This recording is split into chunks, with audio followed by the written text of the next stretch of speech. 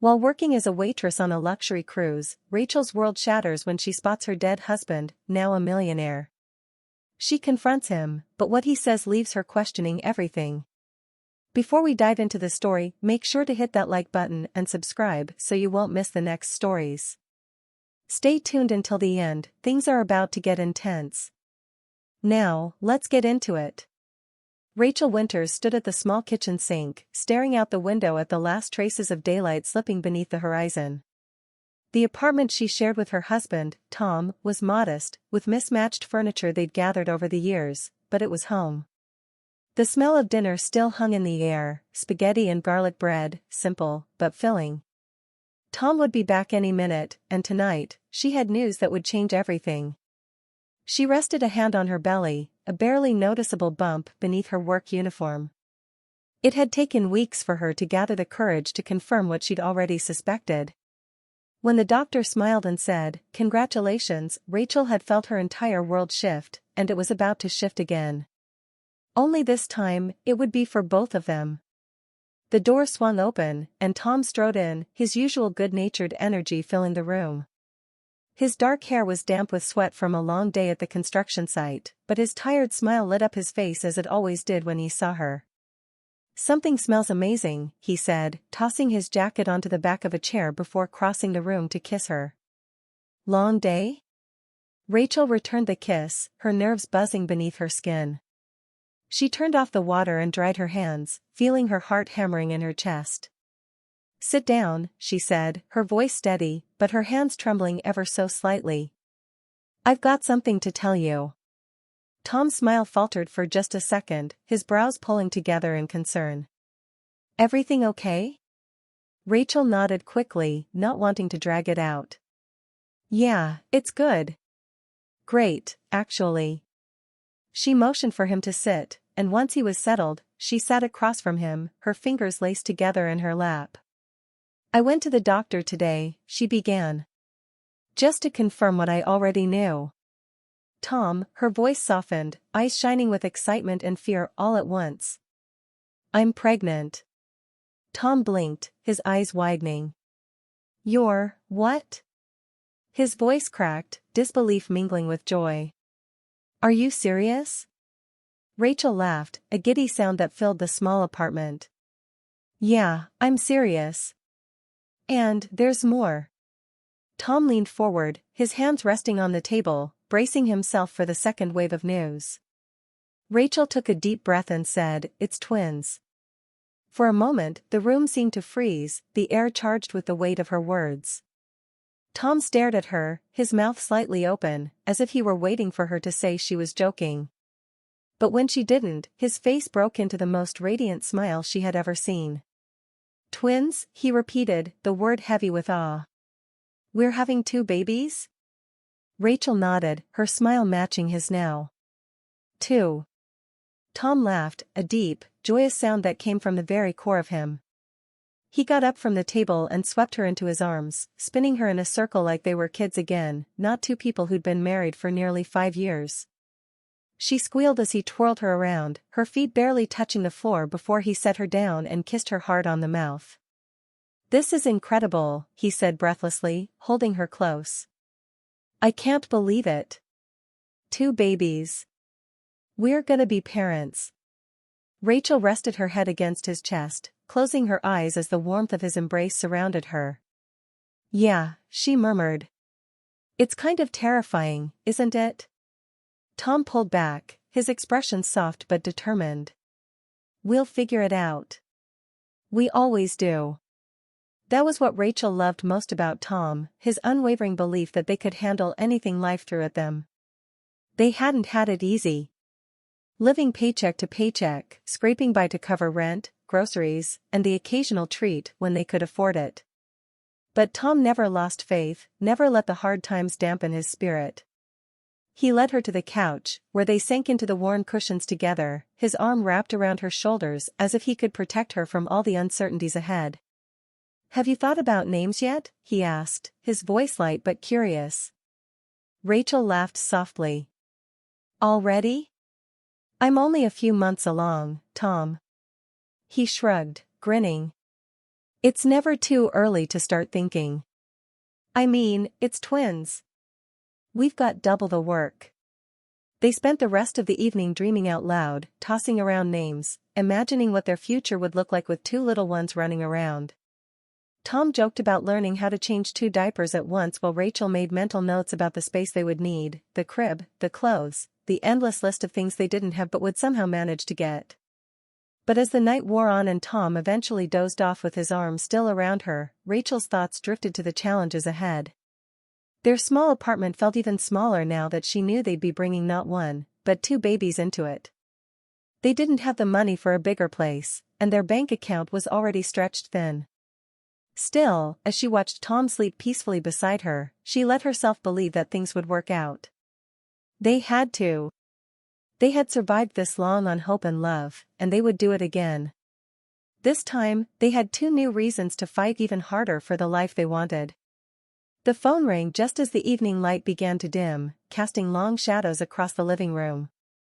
Rachel was curled up on the couch, her hand resting on the small, still invisible swell of her belly, thinking about what she'd make for dinner.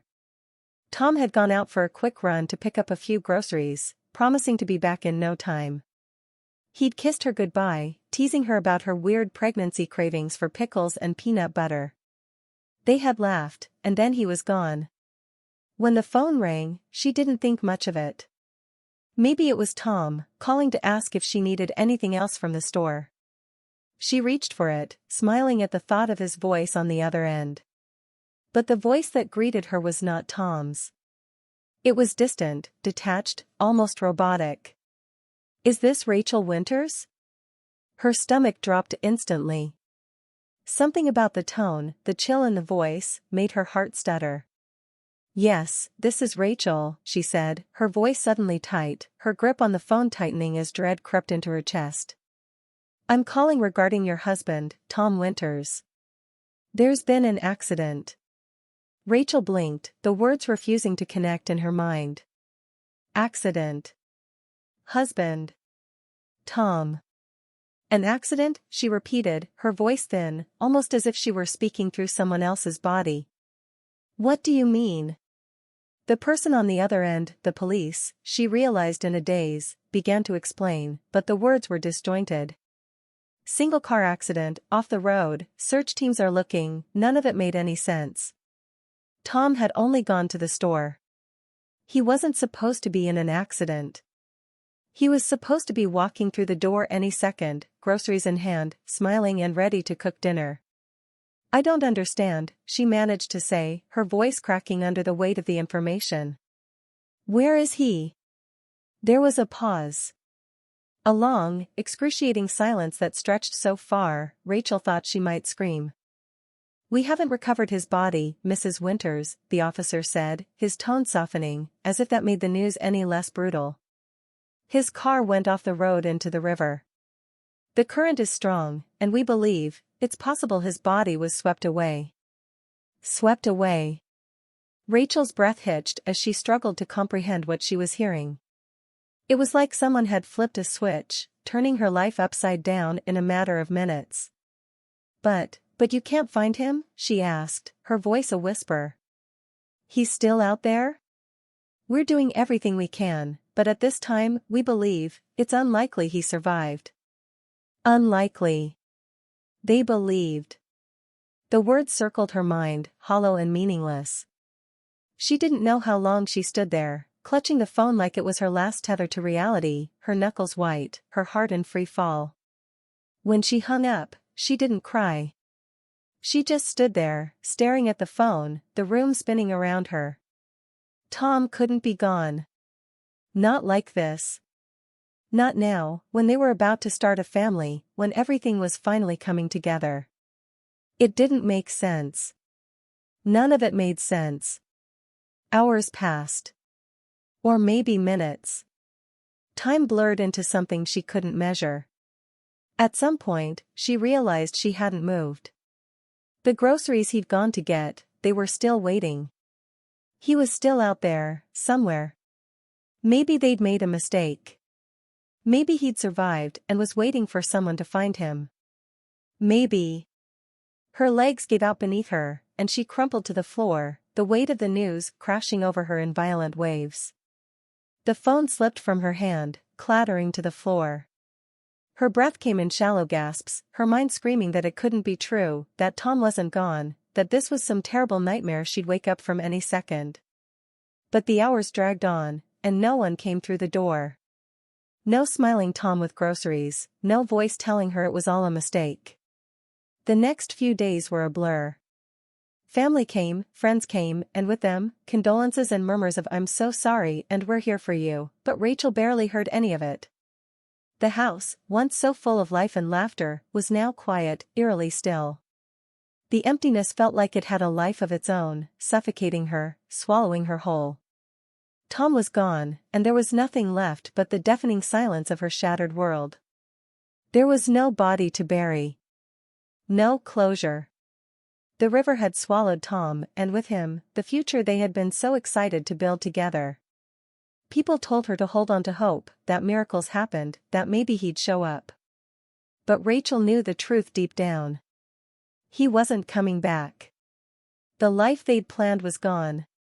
She found herself sitting by the window in the evenings, staring out into the street as if he might walk back through the door at any moment. Her hands rested on her belly, the only thing that anchored her to reality. The twins were still there, growing inside her. Tom might have been gone, but they were not. She had to keep going for them. But every time she thought about the future, it felt like a dark tunnel with no end. How was she supposed to raise 2 children on her own? How was she supposed to live in this apartment, filled with memories of Tom, and not break apart every time she saw his jacket still hanging by the door, his shoes lined up neatly in the closet? Rachel sat at the kitchen table one night, the silence so loud it was almost deafening, and she felt the first tear slip down her cheek. She didn't stop it. She didn't fight it. For the first time since that phone call, she let the tears come, let the grief overwhelm her, let herself feel the weight of the loss that had taken the man she loved, the father of her children, away from her. And for the first time, she understood what it meant to be truly, terrifyingly alone. Rachel had always known that life was hard, but she hadn't realized how cruel it could be until now. A week after the accident, the grief was still so raw, it felt like a constant ache lodged deep in her chest. And just as she thought she couldn't feel more lost, more alone, reality decided to twist the knife. A knock at the door startled her out of her thoughts. It was an official-sounding knock, firm and deliberate, the kind that meant business. Rachel's pulse quickened as she glanced at the clock. It was the middle of the day, long before the kids would be home from school. She wasn't expecting anyone. She stood slowly and walked toward the door, every step weighed down with dread. When she opened it, she was greeted by a man in a dark suit, clean-cut and professional, holding a sleek black briefcase. He smiled politely, though the expression didn't reach his eyes. There was something unsettlingly formal about him, as if he were about to deliver bad news and had done it so many times that it didn't faze him anymore. "Mrs. Winters?" he asked, his tone polite but brisk. "Yes," Rachel answered, gripping the doorframe to steady herself. She didn't like the way this was going already. "My name is Robert Davis," he said, offering her a business card. "I represent Consolidated Recovery Solutions. We handle the recovery of debts on behalf of multiple financial institutions.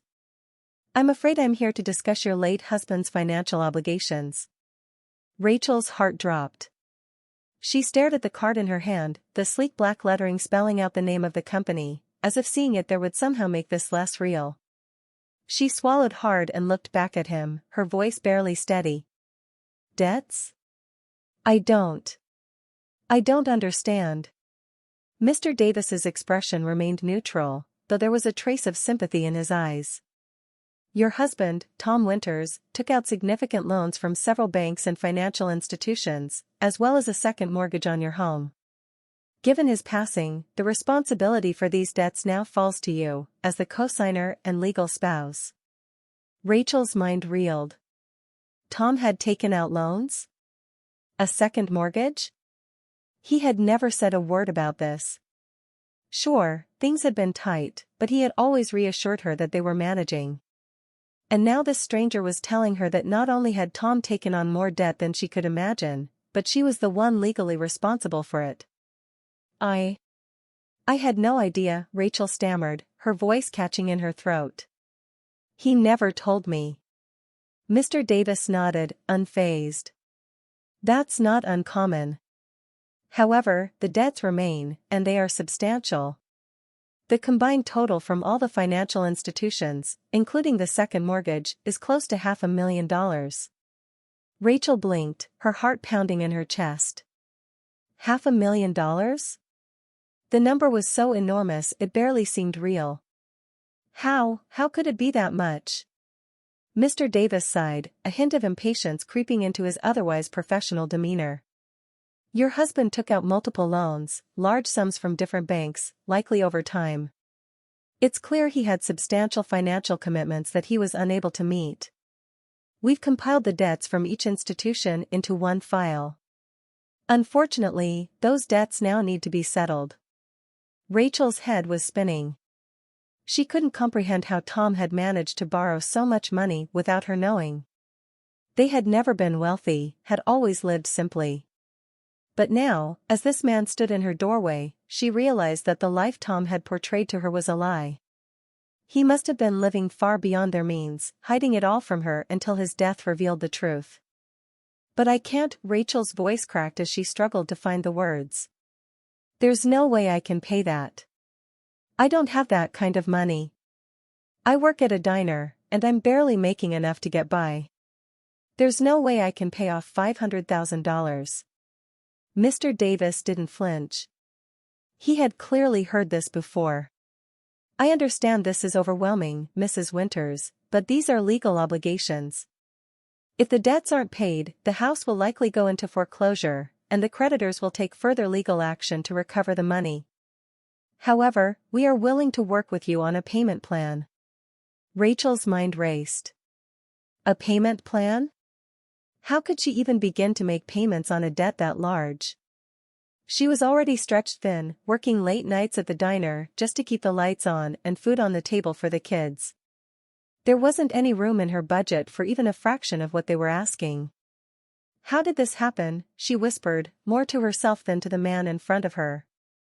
How could he have done this without me knowing? Mr. Davis cleared his throat, glancing down at the file in his briefcase. It's not uncommon for one spouse to manage the finances. It appears that your husband took out these loans over several years, perhaps to maintain a certain lifestyle or to pay off previous debts. Unfortunately, the debt continued to accumulate, and now it's reached this point. Rachel shook her head, tears stinging her eyes. We didn't have a lifestyle. We barely had enough to get by. Where did all this money go? Mr. Davis hesitated for a moment before speaking. It's possible that some of these funds were not used for household expenses. In situations like this, it's not unusual for individuals to hide financial difficulties from their families.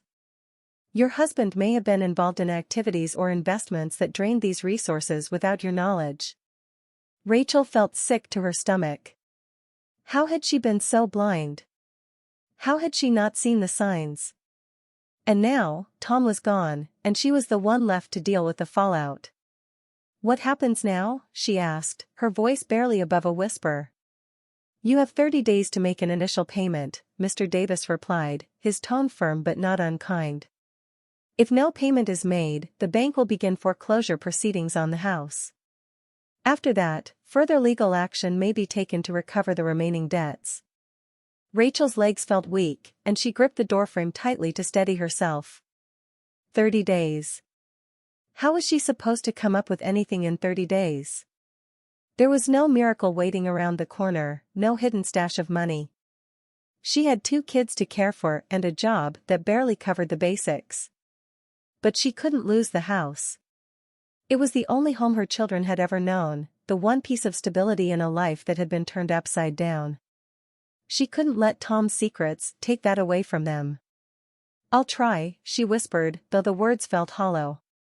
I'll do everything I can. Mr. Davis nodded and handed her a neatly bound folder. This contains all the information you'll need, including contact numbers and payment options. I suggest reviewing it carefully. We'll be in touch. With that, he turned and walked away, leaving Rachel standing alone in the doorway, clutching the folder like it held the weight of her entire world. As the door clicked shut behind her, the reality of her situation settled in, and for the first time since Tom's death, Rachel truly understood just how deep the hole he had left her in was. $500,000. 30 days. She closed her eyes, trying to think, trying to make sense of it all, but there was nothing but darkness and fear. The next few days passed in a blur of panic and dread. The bills that had once seemed manageable now loomed like an unstoppable force, threatening to crush her. On top of the regular rent, utilities, and groceries, the added pressure of a debt she never even knew existed bore down on her like a nightmare she couldn't wake up from. Rachel knew she couldn't just sit there and wait for the collectors to return. She had to find a way to make money, and fast. The twins were due in a few months, and she barely had enough saved to cover basic necessities, let alone pay off $50,000. She reached out to anyone who might be able to help, but it became clear that she was on her own. Everyone had their own problems, their own struggles, and no one had the kind of money she needed. She tried looking into loans, but with no collateral and a credit score that had already been dragged through the mud, there were no options there either. In desperation, Rachel picked up more shifts at the diner, working long hours until her feet ached and her back screamed in protest. She cleaned houses on her days off, scrubbed floors, and even babysat for neighbors whenever she could. But no matter how much she worked, it was never enough. The debt felt like a monster looming over her, growing larger by the day. She tried to stay strong for the twins. They were her only light in the darkness. But as each day passed, the weight of the debt, the loneliness, and the fear of what was to come slowly chipped away at the hope she had left.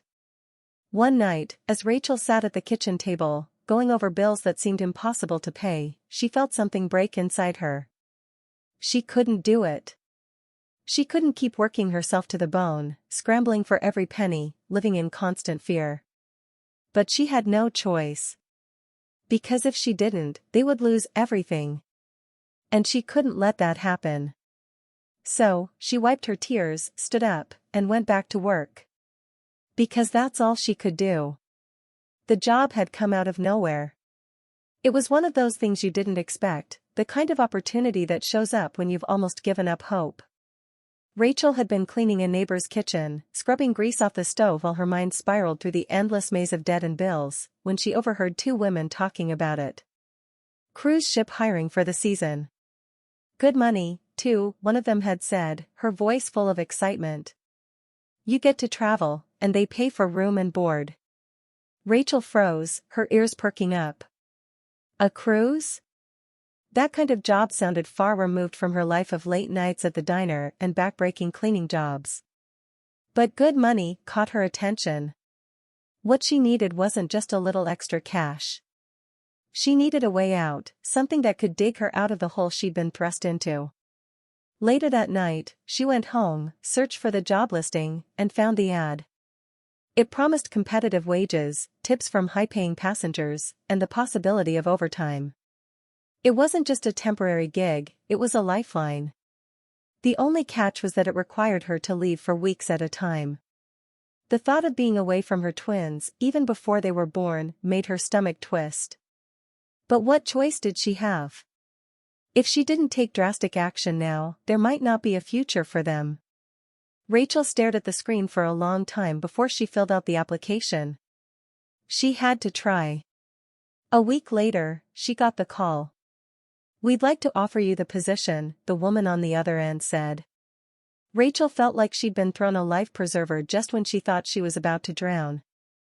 The cruise ship loomed large in the distance as Rachel stepped off the bus, her worn suitcase in hand, her heart pounding with nerves. The scale of the ship was staggering, its white hull gleaming in the sunlight like a promise of escape.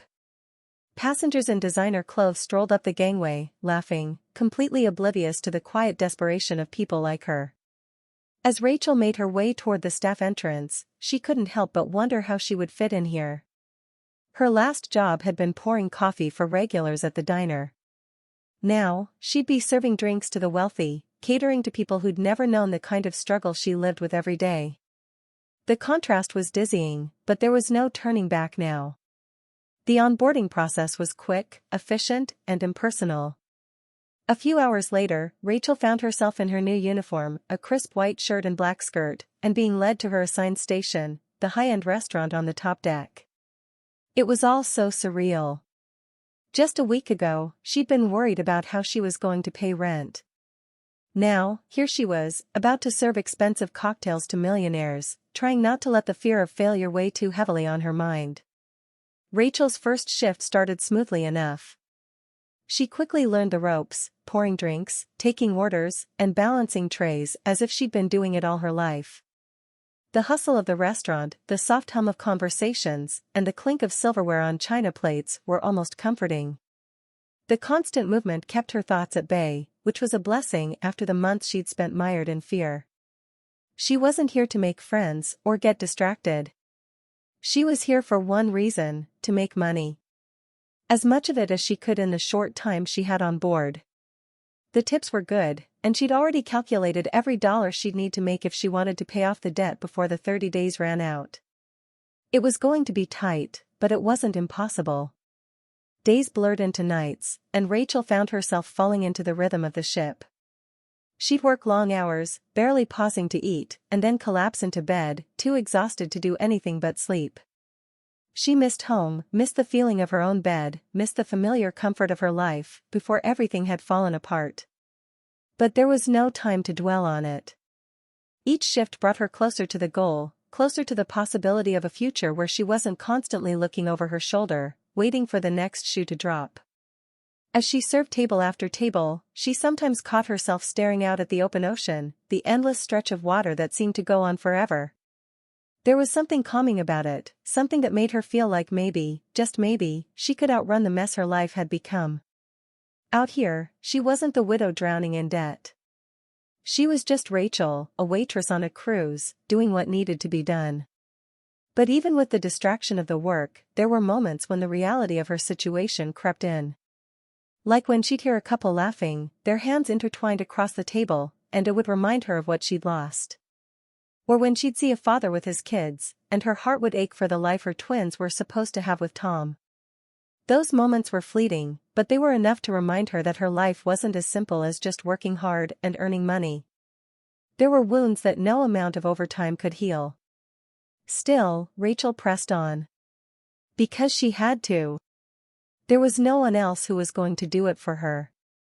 One evening, after a particularly grueling shift, she found herself leaning against the railing of the ship, staring out at the dark water below.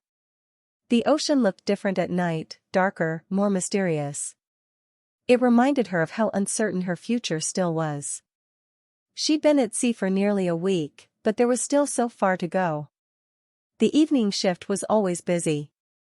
Rachel had grown used to the way the dining room filled with the soft clink of glassware, the murmurs of conversation, and the occasional burst of laughter from the guests enjoying the luxury of the cruise. She moved swiftly between the tables, balancing trays, refilling glasses, and forcing herself to focus on the task at hand. There was something comforting in the routine, at least it kept her mind from wandering into places she didn't want to go. Until she saw him. At first, it was just a glimpse. A man at one of the far tables, leaning back in his chair, laughing at something the woman next to him had said. He turned his head slightly, and for a split second, Rachel's breath caught in her throat. It couldn't be. She blinked, convinced her eyes were playing tricks on her, but when she looked again, he was still there. The same dark hair, the same strong jawline, the way he held himself, confident, relaxed. It was Tom. No, impossible. Tom was gone. Gone for good, she reminded herself. Yet here he was, sitting just a few feet away from her, alive and well, as if the last few months had never happened. Rachel froze in place, her body going cold, her heart hammering against her ribs. The world around her seemed to narrow into a tunnel, the edges of her vision blurring as she stared at him, unable to move. The tray in her hands began to wobble, but she couldn't tear her gaze away from the man who looked so much like her husband that it hurt. This can't be real. It's just a trick of the light, she told herself. A coincidence. A cruel joke her mind was playing on her after months of exhaustion and grief. She tried to shake it off, forcing herself to focus on the reality she knew: Tom was dead. This couldn't be him. But as she continued to watch him, that sinking feeling of disbelief turned into something far more terrifying. Everything about him, the way he lifted his glass, the way his lips curved into that familiar smile, was Tom. It wasn't just his face. It was him. Before she knew what she was doing, Rachel had set down the tray and was walking toward him, her legs shaky, her breath shallow. The room seemed to spin around her, but her focus was on him, and him alone. Each step felt heavier than the last until finally, she was standing at the edge of the table, staring down at him, her heart in her throat. The woman sitting beside him looked up first, her expression confused. But the man, Tom, or whoever he was, lifted his gaze to meet hers, and for a moment, the world stopped. His eyes locked onto hers, and she saw it, a flicker of recognition, or maybe something close to guilt, flashing across his face before it was gone. Tom? Rachel's voice was barely more than a whisper, her throat tight, her head spinning. She felt like she was going to collapse right there in front of him. He blinked, his brows furrowing in confusion, and then the mask dropped into place. He gave her a polite, distant smile, one that felt cold and wrong. "I'm sorry," he said, his voice calm, steady, as though this wasn't a complete and utter shock to her. "I think you've mistaken me for someone else." Rachel shook her head, her hands trembling. No. No, you're Tom. You're my husband." The woman beside him shifted uncomfortably, glancing between them. The man, Tom, or whoever he was, kept his gaze on Rachel, his expression softening, almost pitying. "I'm afraid you've got the wrong person," he said again, his tone even. "My name is Richard. I was adopted as a baby. I've never met you before in my life." The words hit Rachel like a punch to the gut. She swayed on her feet, the room tilting dangerously. "Adopted?" she repeated, her voice sounding hollow, far away. She tried to make sense of what he was saying, but it was like her brain refused to cooperate. "No. You look exactly like him. You are him." He shook his head slowly, the smile still in place but with a trace of discomfort now. "I'm really sorry. I don't know who you think I am, but I'm not your husband. I've never been married." Rachel's breath hitched. His words were so sure, so final, and yet everything about him screamed Tom. His eyes, his voice, even the way he was sitting, so familiar it ached. And yet, what if he was telling the truth? Could it be possible? Could Tom have had a twin that he never knew about, never told her about? The thought was ridiculous, but as Rachel stood there, her mind grasped for anything that could make sense of the impossible. The woman beside him shifted again, her gaze flicking to Rachel with a mixture of concern and annoyance. "Is everything all right?" she asked, her voice sharp, as if she were trying to protect him. Rachel didn't know how to answer that. Nothing was all right. Nothing had been right since the day Tom had died. But now, standing in front of a man who looked, spoke, and even moved like the husband she'd buried in her heart, the world seemed to tilt on its axis. "I'm sorry," Rachel muttered, her voice barely audible as she took a step back, her legs threatening to give way beneath her. "I must have. I'm sorry." She turned and hurried away, not waiting for his response, not daring to look back. Her pulse was racing, her head spinning with 1,000 questions. What just happened? Was it really possible that Tom had a twin? Or was she losing her mind? Rachel spent the rest of her shift in a daze, going through the motions on autopilot, trying not to let her thoughts spiral. But no matter how much she tried to rationalize it, the truth was staring her in the face. That man looked exactly like Tom. His voice, his smile, the way he carried himself, it was all too familiar to be a coincidence. But if he wasn't Tom, who was he? By the time her shift ended, Rachel was exhausted, both physically and mentally. She couldn't stop thinking about the man she had seen. His denial had been so convincing, so calm, that it made her question everything. Could she have been wrong? Could grief and exhaustion be clouding her judgment? The idea of Tom having a twin seemed absurd, but what else could explain the uncanny resemblance? Rachel tried to forget about the encounter. She tried to convince herself it was all a mistake, a bizarre coincidence that only grief and exhaustion had blown out of proportion. But the man, Richard, or whatever he called himself, lingered in her thoughts like a dark cloud she couldn't shake. The next morning, she woke up with a heavy sense of dread in her chest, the events of the previous night replaying in her mind. His voice, the look in his eyes, those small moments of recognition he'd quickly masked, were impossible to forget. And despite everything, she found herself searching for him. Her gaze would scan the dining room or the crowded deck, as if her mind wouldn't rest until she saw him again. When she did, a few days later, it was like a punch to the gut. He was lounging by the pool, sunglasses on, a drink in hand, as if the world around him was perfectly at peace. But there was something in the way he moved, the small gestures, the way he leaned back in his chair. It was Tom. It had to be. Rachel stopped dead in her tracks, the tray of drinks she was holding trembling in her hands. She told herself not to stare, not to let her mind unravel again. She was here to work, not to obsess over a man who wasn't her husband. But her body wouldn't listen.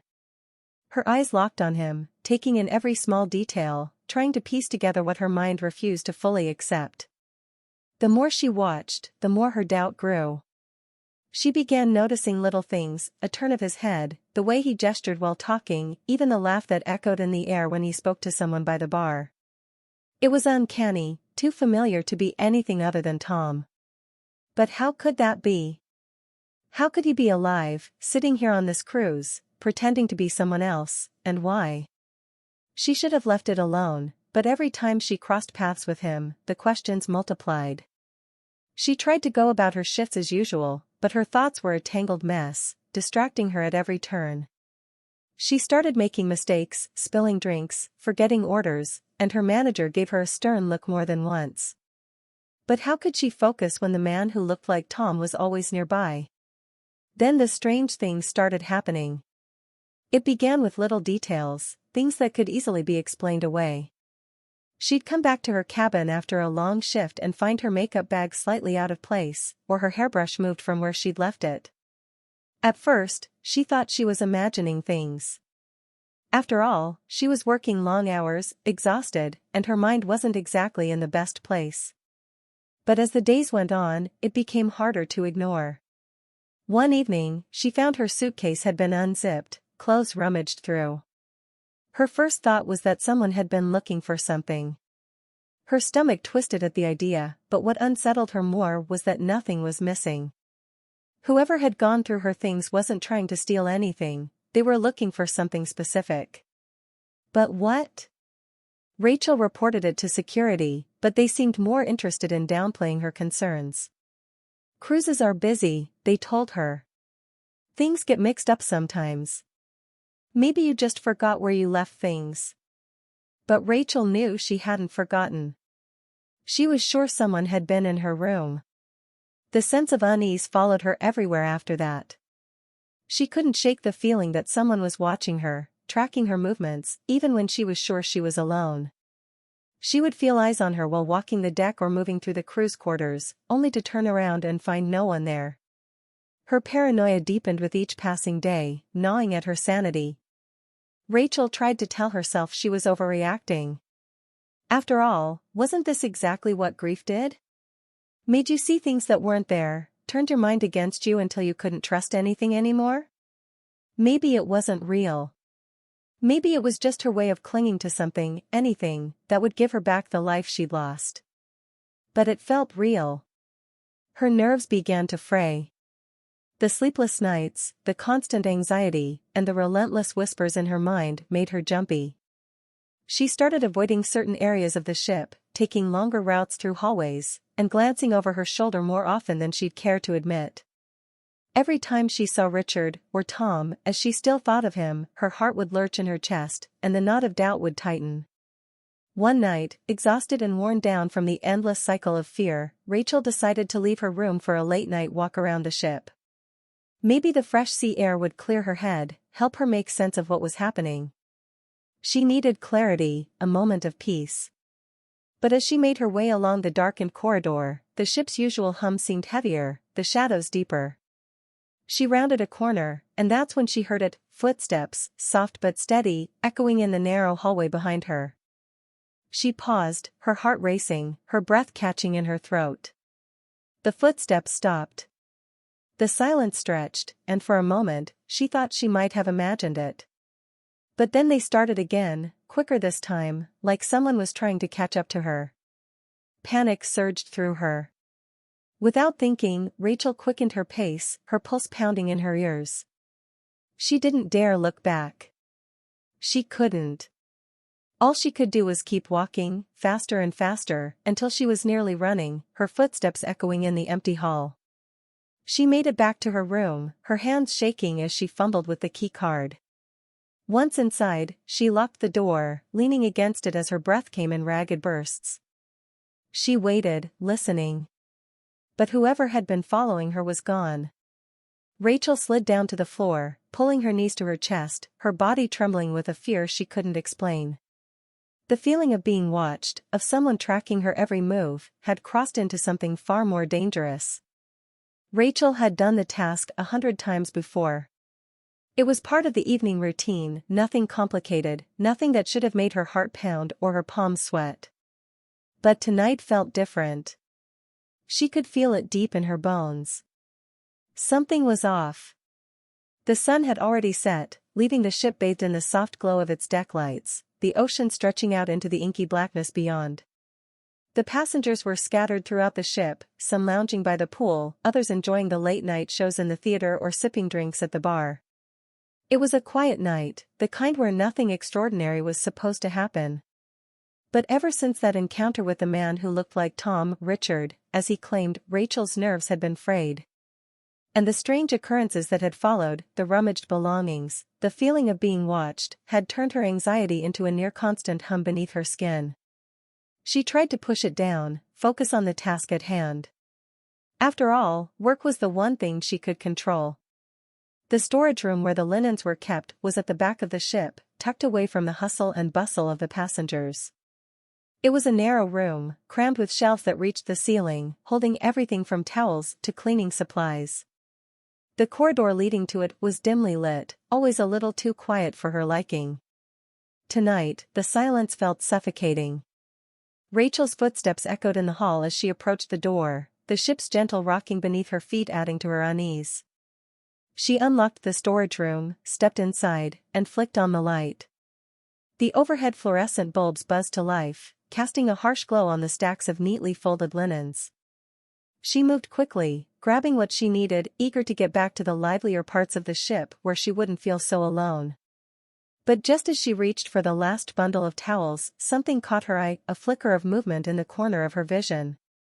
She froze, her heart lurching in her chest. She turned her head, scanning the small room, but there was nothing there. Just shelves and linens. The familiar weight of paranoia settled over her, but she shook it off. She was being ridiculous. The stress was getting to her. Rachel stuffed the towels into her arms and headed back toward the door. But when she reached for the handle, her fingers brushed against something slick.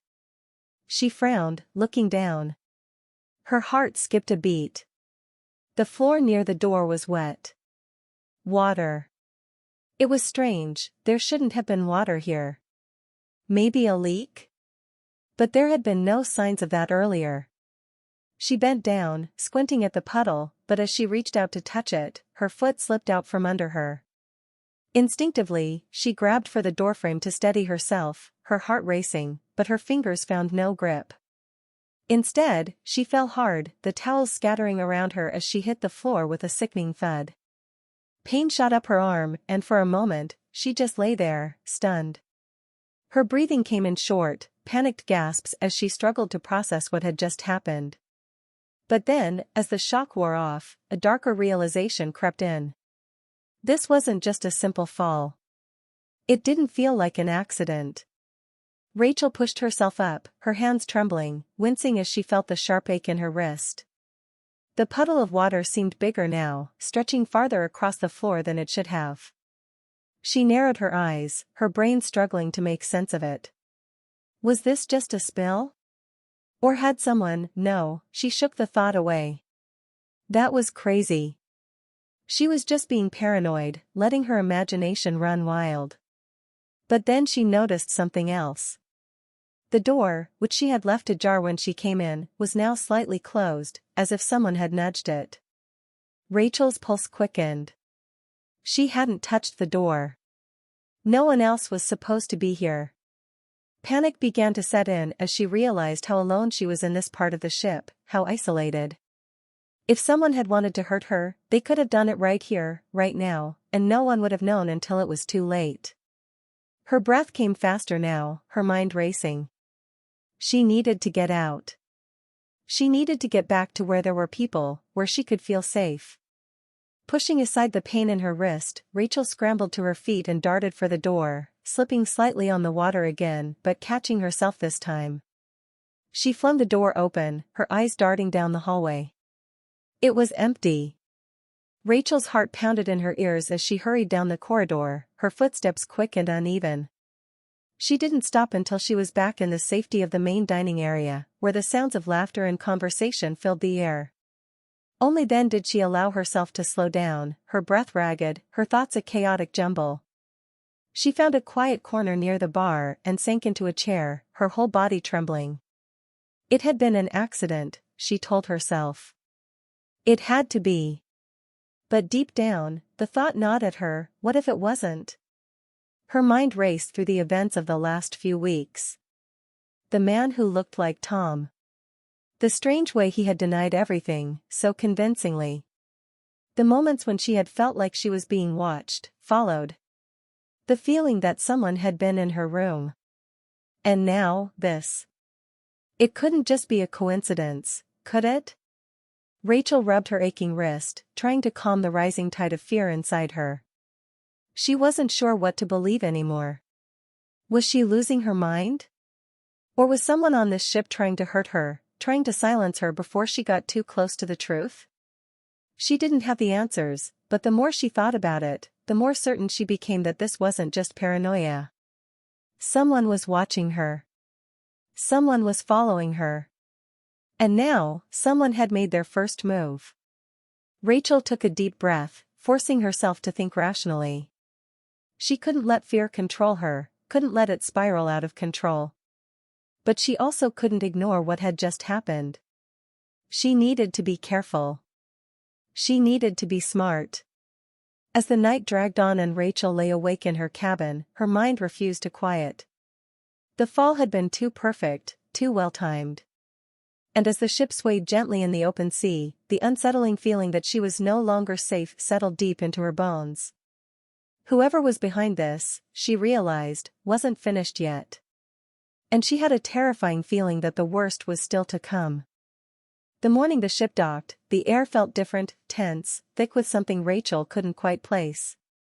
She had barely slept the night before, her mind in constant turmoil, replaying the accident, the slip that almost took her down for good. The unease from the strange occurrences hadn't left her.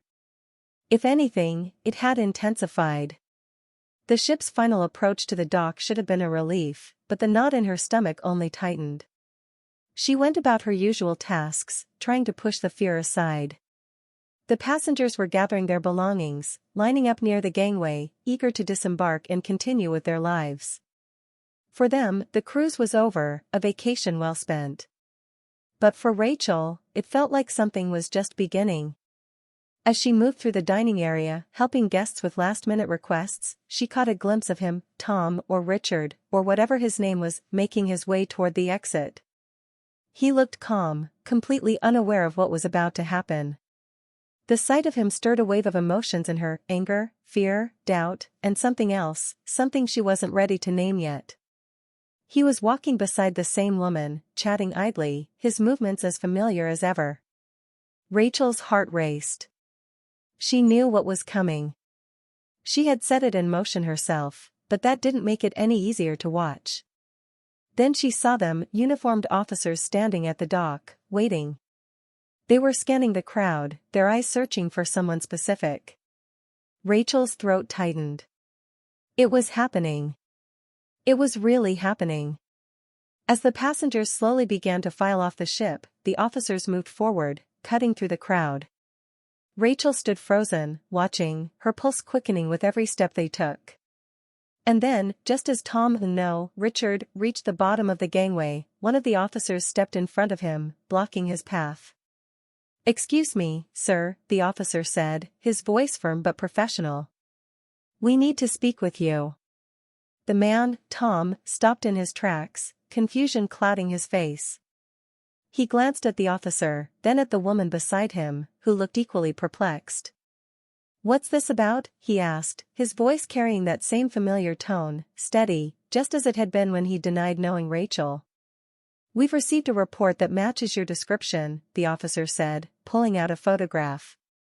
"We're going to need you to come with us for questioning." Rachel held her breath, watching the scene unfold like a movie she couldn't pause. The expression on the man's face shifted from confusion to disbelief. His eyes narrowed, and he glanced around, as if searching for some kind of explanation. Then his gaze locked onto Rachel. For a moment, the world around them seemed to fall away. It was just the two of them, standing on opposite ends of a life neither could quite explain. The recognition in his eyes was undeniable. He knew. He knew that she was the one who had done this, the one who had pulled the thread that had now unraveled his carefully constructed facade. Rachel's heart pounded in her chest, her hands shaking. She wanted to look away, to pretend she hadn't been the one who called the authorities. But she couldn't. His eyes were boring into hers, a silent accusation, but there was something else there too, fear. For the first time, she saw fear flicker across his face. "Sir, we need you to cooperate," the officer said, stepping closer. The man, Richard, whoever he was, shifted his gaze back to the officer, his composure cracking just slightly. "There's been a mistake," he said, his voice laced with disbelief. "I don't know who you think I am, but I'm not." "Please come with us," the officer interrupted, his tone firm. "You'll have a chance to explain everything at the station." The man's jaw clenched, his eyes darting toward Rachel one last time before he finally nodded. The officers took him by the arm, leading him away from the crowd and toward a waiting car. The woman he'd been with stood frozen, her mouth slightly open, as if she couldn't quite process what had just happened. Rachel watched as the man who had once been her husband, or at least looked exactly like him, was escorted off the dock, disappearing into the back of the police car. And with him, the life she had been clinging to for so long. It was over. But then again, it wasn't. Rachel let out a breath she hadn't realized she'd been holding. Her legs felt weak, and she reached for a nearby railing to steady herself. She had done it. She had called the police, made the report. She had been so shaken by the accident in the storage room, so convinced that something darker was happening on this ship, that she hadn't been able to keep it to herself anymore. The night before, after she had barely escaped what felt like a deliberate attempt on her life, she had picked up the phone in her cabin and dialed the authorities. She told them about Tom, how he had died, or at least how she thought he had died. She described the man she had seen on the ship, the one who looked so much like her husband it was impossible to believe it wasn't him. The crowd around her began to disperse, the excitement of the moment already fading as passengers focused on getting off the ship and back to their lives. But Rachel remained where she was, staring at the place where the police car had been, her mind racing with 1,000 thoughts. The next morning, Rachel sat at the small table in her cramped hotel room, staring out the window at the busy city below. The noise of the cruise terminal, the honking taxis, and the bustling crowd seemed distant, like a world removed from her own. Her mind was spinning, unable to settle as she waited for the call that would bring the truth crashing down around her. They had taken him, Tom, away yesterday. His face, that look of disbelief and fear, was burned into her memory. He had pretended not to know her, but she had seen the truth in his eyes, that flicker of recognition he hadn't been able to hide. The man who had stood just feet away from her, who had lived a life as Richard for years, was indeed her husband. Rachel's phone buzzed, startling her from her thoughts. Her heart leapt into her throat as she grabbed it, her fingers trembling slightly. It was the call she had been waiting for. She answered on the second ring. "Ms. Winters?" The voice on the other end was calm, professional. "This is Detective Graham. We've completed our initial questioning with the man you identified as Tom Winters." Rachel's breath caught. "And?" she asked, her voice unsteady. There was a pause, the kind that stretches out just long enough to make you doubt everything. "It appears your suspicions were correct. The man we have in custody is indeed Tom Winters. He's admitted to faking his death 7 years ago to avoid paying substantial debts." Rachel let out a shaky breath, a mix of relief and disbelief washing over her. She had been right all along. Tom wasn't some ghost from her past, he had been hiding, living another life. But the relief was tinged with anger. All these years, she had struggled, fought to survive, believing she was alone, while he had been out there, free. "He's alive," Rachel whispered, more to herself than to the detective. "Yes, and the situation is more complicated than we initially thought," Detective Graham continued. "He faked his death to escape creditors. We've uncovered financial records that show he had a significant amount of money before he disappeared. He's been living off of that money under his new identity, Richard Morris." Rachel's heart pounded in her chest. Money. Of course. It always came back to money. The debts she had been drowning in, the threats from dangerous men, the endless fear, it had all been because Tom was running. But running from his problems hadn't erased them. It had only made them worse for her. "And the debts?" Rachel asked, her voice tight with barely suppressed anger. "The ones he left me with?" "The creditors have been notified," the detective replied. "Given the circumstances, and the fact that he faked his death, you're no longer liable for the outstanding debt. We're in the process of negotiating with his estate to ensure the funds he hid are used to settle the remaining amounts. You'll be free of it soon." Rachel closed her eyes, a wave of unexpected emotion sweeping through her. For so long, the weight of that debt had suffocated her, controlled her every move. And now, just like that, it was gone. She should have felt lighter, free, but instead, she felt hollow. The man she had once loved had done this to her. He had left her to fend for herself while he built a new life, a new identity. "And," the detective added, his tone softening, "as you were legally married when you disappeared, you are entitled to child support. His assets will be assessed, and arrangements will be made to ensure your children receive what they're owed."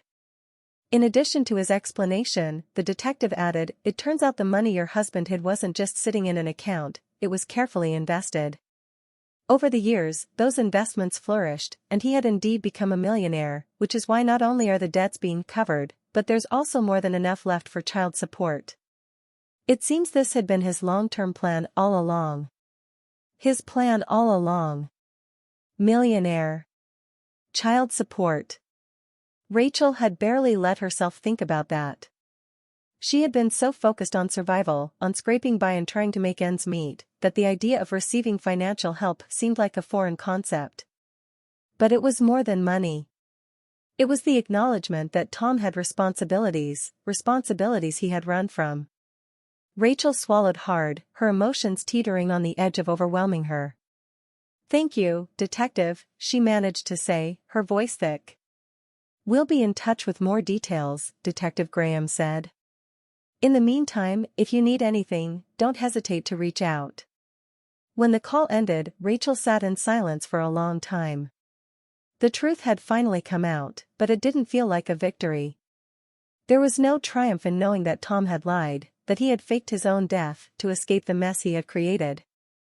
The man she had mourned, the man she had loved, was nothing but a selfish coward. She had clung to his memory for so long, believing he had been taken from her. But he hadn't been taken, he had left. The twins. They had never known their father, but now, they would have the financial security that Tom had stolen from them. It was a bitter relief. She couldn't erase the years of struggle, of fear, but at least now, her children would have a chance at a better future. Rachel stood and walked to the small window, looking out over the busy street below. The sun was shining, the world moving on as if nothing had changed. But for her, everything had. She was no longer shackled by the debt Tom had left behind. She was free of the weight that had dragged her down for so many years. And for the first time, she allowed herself to imagine a life where she could breathe without the constant pressure of survival. She had thought that uncovering the truth about Tom would give her closure, that knowing the full story would bring her peace. But instead, it had left her with more questions. How could he have done this? How could he have left her, their children, to face the consequences of his actions? Rachel's hand rested on her stomach, where the twins had grown inside her during those dark days. She had fought for them, worked for them, sacrificed for them. And now, finally, they had a future that wasn't clouded by fear and uncertainty. The truth was out. Tom was gone, but his betrayal would never fully leave her. Still, Rachel was determined not to let it define her any longer. She had spent years fighting to survive, and now it was time to live. With the debt erased and the promise of child support, Rachel could start over. She could move forward, not as the widow left behind by a man who had faked his death, but as a woman who had overcome every obstacle in her path. Rachel sat at the small kitchen table, the scent of freshly baked bread filling the air. Sunlight streamed in through the open window, casting a soft glow over the modest room she now called home. It was small, far smaller than the apartment she had once shared with Tom, but it was hers. Every corner, every piece of furniture, every bit of it was a piece to her resilience. The years of struggle had shaped her, but now, finally, she was standing on her own. The twins, Jacob and Lily, were playing in the backyard, their laughter drifting in through the window like music. Rachel smiled to herself as she watched them through the screen door, her heart swelling with a quiet joy she hadn't known was possible. They were 7 now, full of energy and wonder, blissfully unaware of the turmoil that had defined their early years. They didn't need to know. All they needed was to be children, to grow up in the warmth of a home that was filled with love and stability. Rachel had moved back to her hometown nearly a year ago, deciding that it was time to start fresh, to leave behind the shadow of the life she had once lived. The town was small, familiar, the kind of place where people greeted each other on the street and where the pace of life was slower, more manageable. It was the perfect place to rebuild, to create a future for her and her children. After the revelation about Tom, his arrest, the discovery of his hidden money, and the settlement that had freed her from the crushing debt, Rachel had spent months trying to figure out what came next. For so long, survival had been her only goal. But now, with the weight of those dark years finally lifted, she had the chance to dream again, to think about what she truly wanted for herself and her family. Culinary school had been an idea that had always lingered at the back of her mind, something she'd pushed aside during her years of struggle. But now, with the twins in school and her evenings free, she had decided to take the leap. She enrolled in evening classes at a nearby college, determined to turn her love for baking into something more. It wasn't easy, juggling motherhood, work, and classes, but it was fulfilling in a way she hadn't expected. Rachel's hands moved automatically as she kneaded dough on the counter, the rhythm of it soothing. Baking had always been a way for her to find peace, to focus her thoughts, and now it was becoming something more, a way to provide for her children, to create a life for them that wasn't built on fear but on hope and possibility. A few months after starting her culinary classes, she had opened a small bakery out of her home. It wasn't much, just a cozy kitchen space where she baked bread, pastries, and cookies, selling them at local farmers markets on the weekends. The response from the community had been more than she'd expected. People lined up for her fresh-baked goods, praising her work and returning week after week. It was small, it was simple, but it was hers. As the dough rested, Rachel wiped her hands on her apron and leaned against the counter, watching the twins chase each other around the yard. Life had become a gentle rhythm, baking in the mornings, picking the twins up from school in the afternoons, and heading to her classes in the evening. There was no drama, no looming fear, just the quiet joy of watching her children grow and finding herself in the process. She had saved every penny she could over the past year, building a small nest egg, not for anything extravagant but for something she had dreamed of for a long time, a vacation. The twins had never known luxury, had never been on a real trip, and Rachel wanted to give them that experience. She wanted to show them the world, even if just a small part of it. A cruise. The irony wasn't lost on her. After everything that had happened, the thought of returning to a ship, this time as a guest and not a desperate staff member, felt like closing a chapter. But this wasn't about the past. This was about celebrating the future, the life she had rebuilt from the ashes of what had once been. She had spent months planning, saving, and now, finally, she had enough. A week-long cruise through the Caribbean, where Jacob and Lily could swim in clear blue waters, explore islands, and experience the joy of travel without a cloud hanging over them. And for Rachel, it would be a way to celebrate her hard-earned freedom. To prove to herself that she had come through the worst of it and was now stronger, more resilient than ever before. Rachel glanced at the clock. Soon, she would need to start preparing for the next farmer's market, but for now, she allowed herself a moment of quiet contentment. The twins were happy, her bakery was thriving, and she had a future to look forward to. There was still so much she wanted to do, expand her business, maybe open a small cafe one day, but for now, she was content to take things one step at a time. She walked to the door and called out to Jacob and Lily, their laughter filling the air as they ran toward her. "Time to come inside, guys," she called, smiling as they barreled through the door, their faces flushed with excitement. "Mom, can we help with the cookies?" Lily asked, her eyes wide with anticipation. Rachel laughed, ruffling her daughter's hair. "Of course, sweetheart. You two are the best helpers I've got." As the twins eagerly washed their hands and pulled up stools to the counter, Rachel felt a warmth spread through her that had nothing to do with the oven. This was what she had fought for, these moments of simple happiness, the chance to create a life where her children could thrive, free from the shadows of the past.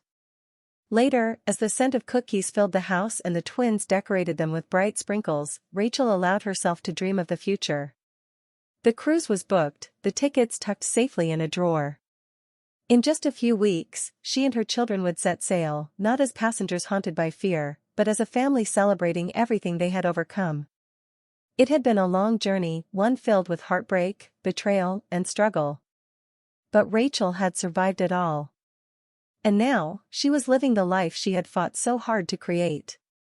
As she looked around her small kitchen, the cookies cooling on the counter, her children laughing beside her, Rachel smiled to herself. She had come through the storm and found her way back to the light. And this time, she knew she would never lose it again.